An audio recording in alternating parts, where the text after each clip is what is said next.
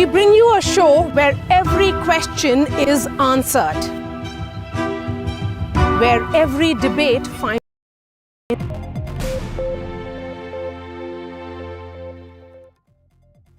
He is known for his literary prowess, sharp oratory, and impactful commentary. One of the most prominent voices on politics, Dr. Shashi Tharoor, published 26 bestsellers, and his 27th has been unveiled. Dr. Tharoor, welcome to NDTV. And in this conversation, my colleague Nikunj Garg will be joining us. Hi Nikunj, hello Maria. Yes, my living constitution, our living constitution is before you. From biographies to memoirs to commentaries on the British Empire, and then you had the great Indian novel as well. It's been quite a range and very, very diverse at the same time. In just 6 months, you have moved from wonderland of words to the living constitution. May I ask you, are you keeping with the trend? Because constitution is quite in a vogue these days. It is, and you know, the 75th anniversary of the constitution came by, and my publisher immediately got on the phone and said, we need a book on this. I said, come on, man, everyone's talked about it. No, you must do something. So I put aside what I was working on and turned to this. But in fact, it was fun and worthwhile to do, because the problem is everyone cites the Constitution, hardly anyone reads it. And you can't let the Constitution just be something for lawyers and scholars and academics. It's got to be something that ordinary people who read newspaper editorials, as it were, can come to grips with, understand what it means to them. And that's what this book tries to do. It's a simple, rather concise introduction, but it touches all the bases, from how many words there are in the Constitution to how many articles and how many, what's in it. So all the basics are there. But at the same time, it's got my own point of view and my own commentary and some of the big issues that have arisen out of the Constitution in the last 77 years. It's interesting, Mr. Tharoor, you say that a lot of people talk about Constitution. Hardly anybody reads it. Is it about some in your party? Now, I'm referring to the fact that now our Prime Minister has been going around saying the Constitution is his only holy book, which is a remarkable statement. And I think in some ways we have to accept that there's been a huge change in the entire Hindutva ecosystem, which at the time of 1947 to 50 rejected the Constitution, and for reasons that they gave, spelt out in detail at that time, that I can summarize for you. Today, they are the biggest defenders of the Constitution. They swear by it.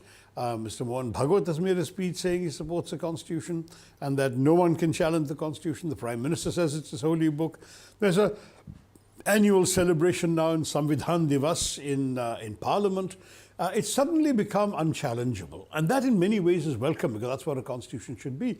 But if you go back to the 40s and 50s, there were various objections from the Hindutva ecosystem. First of all, they said, everything is wrong with this. It's written in the wrong language. It's full of Western ideas. It doesn't even understand anything about the soul of India. And on top of that, as Deen Dayal Upadhyaya, their most thoughtful ideologue, said, because Golwalkar's criticism, things like, no, nothing from the Manusmriti in it and so on, which is a different matter. Ambedkar had burned the Manusmriti, he was not likely to quote it.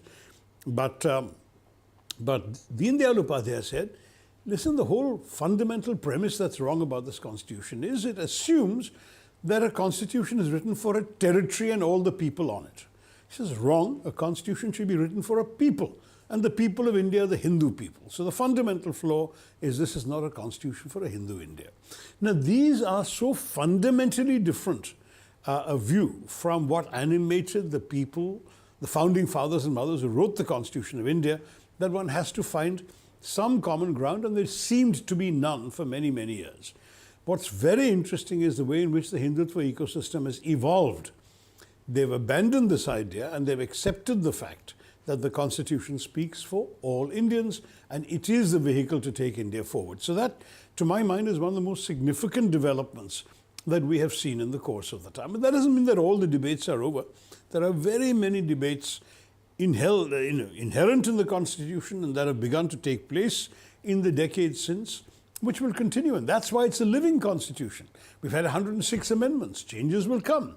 There'll be new generations will have new ideas, and these will all be sorted out by new judges and all of that. So it's a living, thriving, throbbing document. but I find it very interesting that it's been the successful and now consensual framework for taking our national adventure forward. So is it the evolution of the Hindutva ecosystem, or is it the maturing of our democracy? Both. That constitution becomes the bedrock of our democracy, and none can challenge it. Yeah.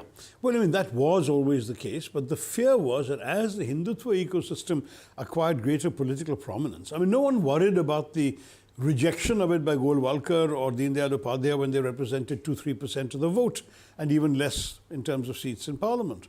But when they became a significant force in national politics in the 80s and 90s, suddenly their view of the constitution became very important. And people began asking, is Hindutva compatible with the constitution? Is Hindutva going to rewrite the constitution? Some of you may remember that when Mr. Modi came to power in 2014, there were widespread reports that Mr. Govindacharya was writing a Hindu constitution to replace the existing one. All that talk is over now.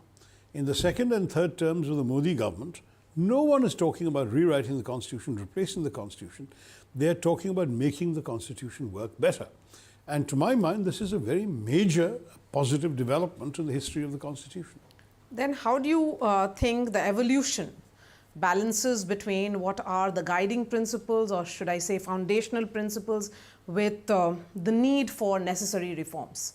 So the foundational principles are very clear. It talks about the classic liberty, equality, fraternity. And fraternity was very important to Ambedkar. He inserted that word because he said we don't have a sense of brotherhood and sisterhood amongst us thanks to the caste system. So it was important, he said, to overcome that. That's certainly been a recurrent motif throughout the 8 decades almost of the Constitution. Second, there is the tension between federalism and states' rights and the centre. Ironically, because the word federal doesn't occur anywhere in the Constitution. We have written a federal Constitution without using the word federal. But there are all these issues, and they keep popping up in different shapes and forms. And latest now is, of course, the effort by Mr. Stalin and Tamil Nadu to bring the federal issues right up center state. That's an important issue. There is a question of the delimitation.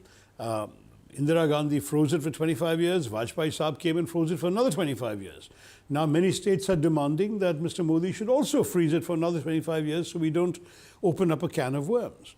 The can of worms being that you would suddenly get yourselves a 2/3 majority for the Hindi-speaking states, and the rest of the country would feel disempowered and disenfranchised. You can't risk that for national unity. Find another solution. One other solution could be, for example, to actually reflect populations more in the local Vidhan Sabhas and give them more power. So that, yes, it may be unfair in Parliament that I'm representing 2 million people in Thiruvananthapuram and there is some poor chap in UP representing 2.9 million people. Why should he have 50% more voters to be accountable to? And you can say that's not democratic, it's not fair. But it keeps the country united. Therefore, instead of having, say, 7 MLAs, let him have 10 MLAs. Let there be more people there to do the work at the bottom level. So these are all ideas that we can discuss further. Then there's ongoing debates about the Uniform Civil Code. There are ongoing debates about the ways in which the judiciary is self-perpetuating, the national judicial accountability argument. So there are many, many pending issues, none of which are going to be resolved overnight. Things will take place over time. And the wonderful thing about our document is it keeps evolving. But people who read this book will get a basic understanding and a basic framework through which they can follow the future newspaper debates of years to come. And Mr. Tharoor, when you say that today the Constitution has sort of become more acceptable and nobody is talking in Mr. Modi's third term about rewriting it, would you give Mr. Rahul Gandhi credit for this? Mr. Rahul Gandhi has made this very big point in the last election, particularly Samvidhan Khatre mein hai, because he was talking particularly about the threat to reservations. There have been some stray statements by people in and around the ruling party which seemed to suggest that. And so that became an issue, and it certainly influenced some votes in northern India in particular, I think, amongst OBC voters and others. I think that issue has now been laid to rest, and that the government, having seen the danger, has adopted the same approach, and they have now voted to conduct a caste census as well. So I think we are probably moving away from that particular set of concerns right now. How long do you think we can delay delimitation? Is it not the need of the hour? You can do it forever. I mean, there's no cast in stone reason as to why you need to adopt it. Because you see, demographics change from time to time. Why we have the problem we have today is because over the last 50 years, the southern states, plus one or two others, have improved the human development indicators, empowered their women, thereby reduced the number of births per woman, thereby reduced the population as a whole. Had there been a census in 2021, Kerala would have lost population from 2011. In 2031, you'll find Andhra Pradesh will also have followed Kerala in losing population. Many of the southern states have focused heavily on human development. Now, if you're going to punish them for doing a good thing by depriving them of political clout, they're going to say, why do we want to be part of the system? So that's the danger of taking delimitation further.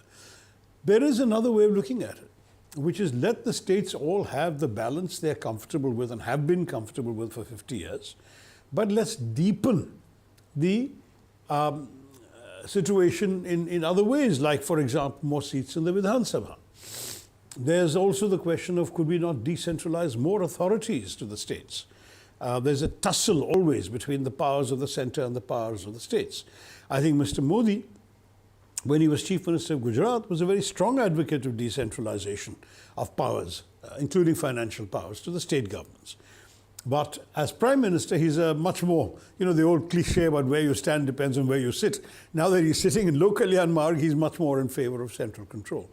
So we'll have to see, Maria. But these are debates that will have to play themselves out in practice, and possibly over future generations of politicians. We can't solve everything forever right now. If Mr. Nehru and company in the 1950s thought they had settled something that would last forever, well, there are 106 amendments to prove them wrong.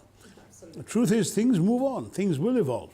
I might add that, in fact, if you really look at so many different solutions that are possible, we could have gone for delimitation of Lok Sabha by completely revamping the Rajya Sabha. Look how the Americans did it. They said we'll raise the seats according to population in the House of Congress, the lower house. But the Senate will remain permanently fixed at 2 seats per state.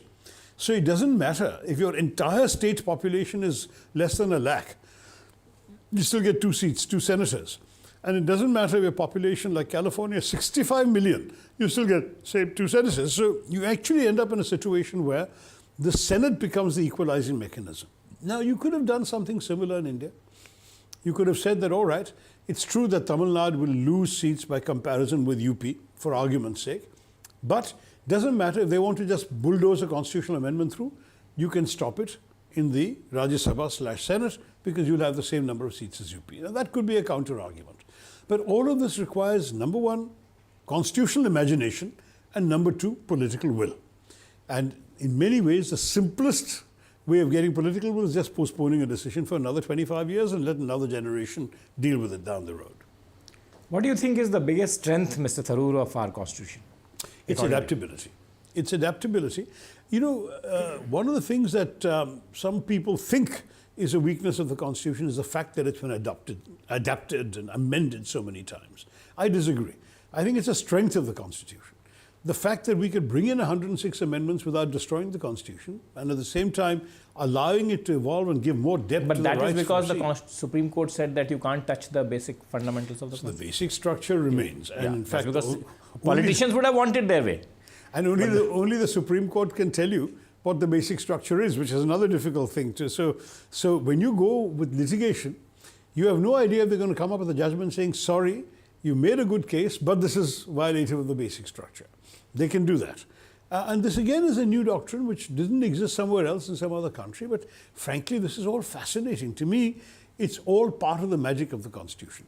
Ambedkar said in his closing speech back in '49, he said, look, it doesn't matter how good a constitution is, if it's operated by bad people, it'll be a bad constitution. It doesn't matter how bad the draft is, if it's operated by good people, it'll be a good constitution. So a lot depends on the goodness, the quality of all of us Indians in how we are operating the Constitution. And Dr. Tharoor, you discussed the role of institutions in upholding constitutional values. And we are discussing the independence of institutions in these times. Then how do you uphold constitutional values? See, institutional values are inherent in the nature of the institutions themselves. In other words, there's no point having an election commission if it's not completely independent, right? So the independence of the election commission is vital. You could argue that you need similar independence and autonomy for many of the investigative agencies. That if investigative agencies are seen as instruments of the government to the day, that their investigations will not be trusted.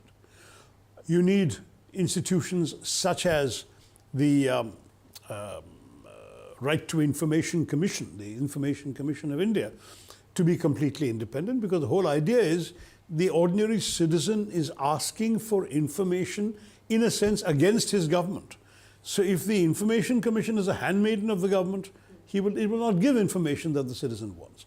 So some of these things are built into the nature of the institution you create.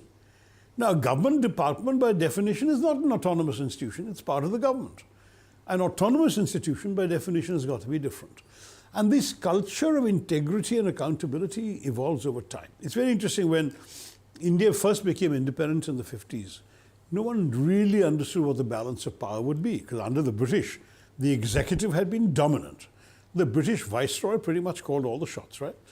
Then Mahatma Gandhi is assassinated, Sardar Patel dies. Nehruji becomes almost, if he wants to be the viceroy. He was that powerful a figure in India.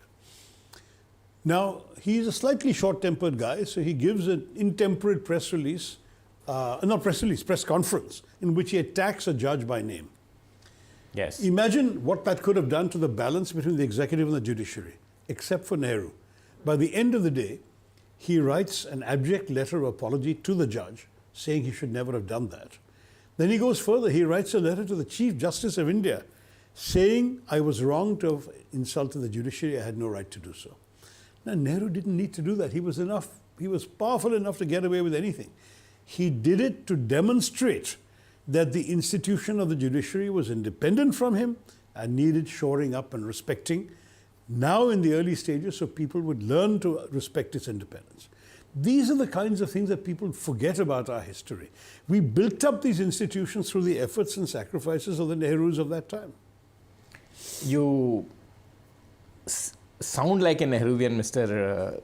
Dr. Tharoor. In many ways, I suppose I am, yeah. And it's a dangerous preoccupation these days. Well, I've never been uncritical. If you've read my biography of Nehru, I have found a lot to praise and admire, and above all, the extraordinary mind of the man, but I've also been critical of some of his policy choices. Dr. Tharoor, the last book was for a particular reader. These 108 pages, let's talk about this. 111 pages, and what's your target reader? The target reader is the ordinary thinking Indian, the kind of person who reads newspaper editorials and articles, who wants to know a little more, but is not at all planning to be a lawyer or a scholar or study academic judgments in great detail, but wants to have a general idea of what the Constitution is all about, what are the principles and rights it enshrines, what does it give us, how does it matter to ordinary Indians like you and me, that sort of thing. So as I said in the launch event, I've written this book as a thinking Indian for other thinking Indians, not for experts. It's a concise introduction. It's concise because it's short, 111 pages. It's an introduction because it does lay out all the basics. So you'll find all the basic facts about the Constitution are there. Anything that you would need to go on Google to find out otherwise. But then you would actually have some commentary, some analysis from my perspective of what I judge to be the most important issues around the Constitution. But Dr. Tharoor, are Indians thinking enough? Probably. Or do you think they need to think better, think more, and think more of a future for the country where we should be in times to come? Quite clearly, we are now nearing almost 100 years of this country's independence in a few decades from now. So do you think Indians are thinking enough? Nikunj, it's very interesting. I would say that we are thinking, but are we thinking in complex enough terms, and are we thinking in long-term enough terms? The big worry that I have more and more, and I worry more about the younger generation too, is that attention spans are shrinking. We have become a WhatsApp culture. We read, and some people angrily defend against my arguments by saying, well, they're reading just as much as your generation did, but they're reading on a screen. You read on a page. What's the difference? The difference is that the pages were usually more complex. It required more in-depth engagement, took more time, made you go into the details of an argument. WhatsApp, unfortunately, is a series of short bites. It gives you immediate temporary gratification. I don't know how much it leaves behind in your head. And it also has a lot of misinformation. Context is missing, depth is missing, complication is missing. So that's my first big worry. Secondly, you say, what about thinking for the future? We have become very much a present-obsessed culture. We're all about today, and if we think of tomorrow, it means tomorrow. It doesn't mean tomorrow in the philosophical sense of future generations. No, it means tomorrow. So that's the kind of thing that I worry about, because you know, I was in a sense lucky, I realized with hindsight, that I grew up in an India without television, without Nintendo, without PlayStation, without mobile phones, without WhatsApp, without Insta. I grew up having to engage with books. Whatever intellect I developed because I didn't have a choice, perhaps. These kids have a choice, and I believe they're making the wrong choice. You believe that they're making the wrong choice? Yeah, I mean, those who are still reading and engaging with more serious books, and there are many Indians like that, all power to them. I happily applaud. But you are equally active on X and also on Instagram. One has to be, you know, because you also want to reach the people who aren't reading your books.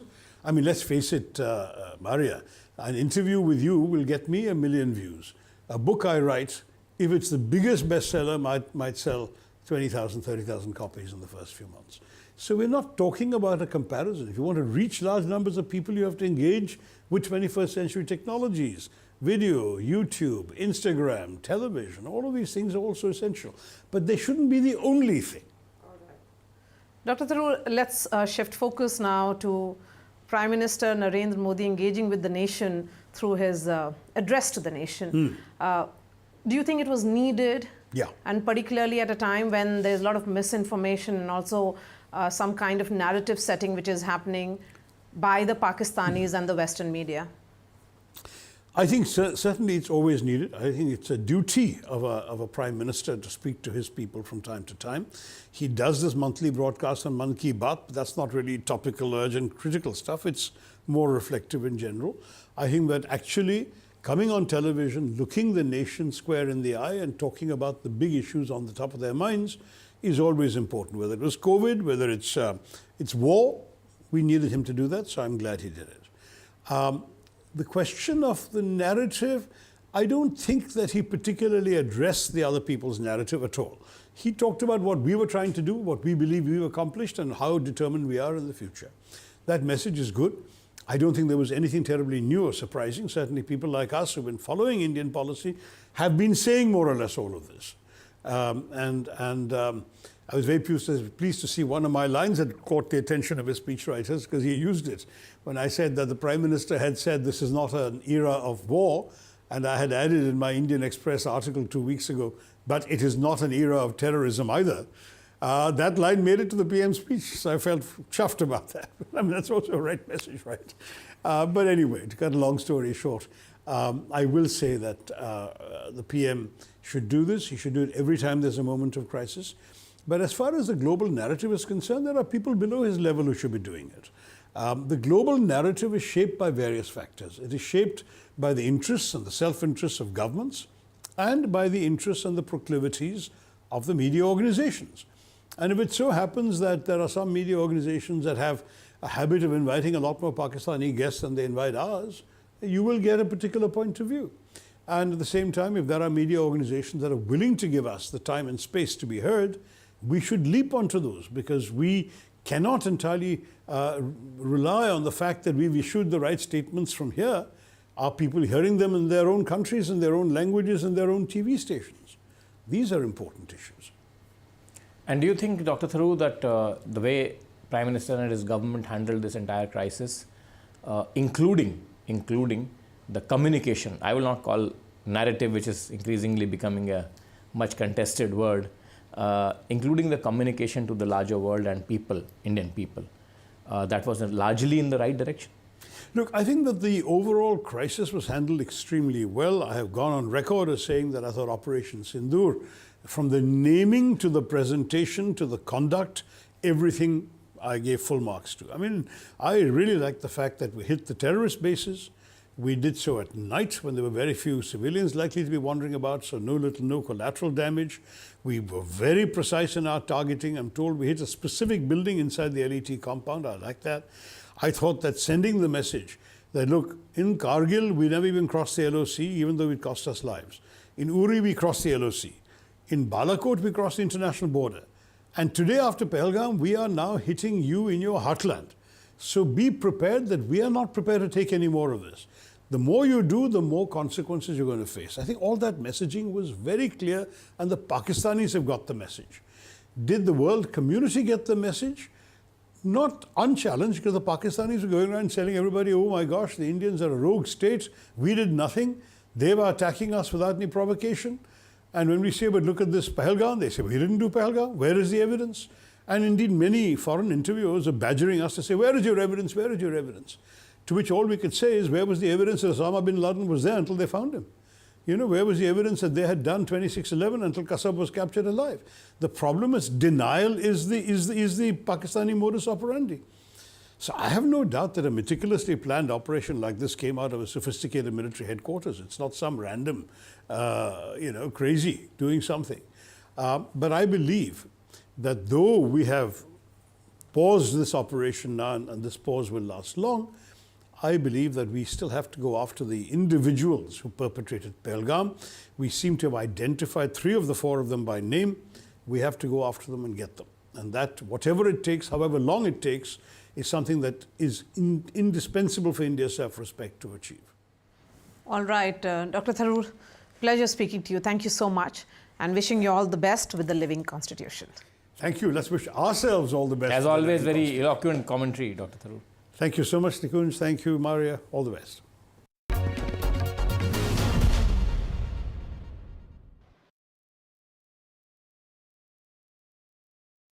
The social media is flooded with Pakistani propaganda regarding Operation Sindoor. Remember, Operation Sindoor convincingly showcased the strength and precision of our armed forces. What does it actually mean for the entire narrative manipulation which is happening?